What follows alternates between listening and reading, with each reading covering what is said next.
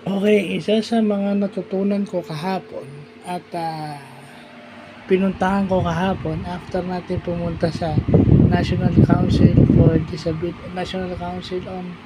Disability Affairs o NACDA o NCDA, itong National Vocational Rehabilitation Center o NVRC, ang isang attached agency ng DSWD na concerned.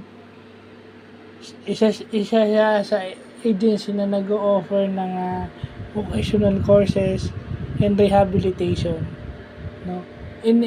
Tinuturuan sila ng hard skills and soft skills para sila makapagtrabaho. Ito in charge sa mga PWD dito, no? So yung sa buong Luzon, doon sa QC makikita sa Project 4, Quezon City mo makikita yung ano na yan, yung government agency na yan. Maswerte na lang at dinala tayo ni Sir Manny at saka ni Sir Nilo dun sa lugar na yun. Well, knowledge na naman nga yun. No, nag-o-offer sila, I mean, di ba? Kaso nga lang kasi, sana maimbita ng mga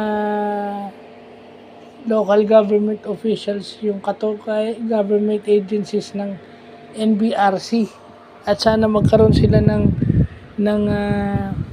sub-branches sa mga bawat lugar sa Pilipinas para hindi na pupunta ng QC, lalo na pag galing ka sa Bacoor kasi napakalayo. So yun, bagong knowledge na naman. Salamat kina Sir Manny at Sir Nilo at salamat din sa Alliance dahil kung hindi dahil sa kanila hindi ko mararating yung NACDA at saka NBRC, lalo na yung NBRC. So yun lang po.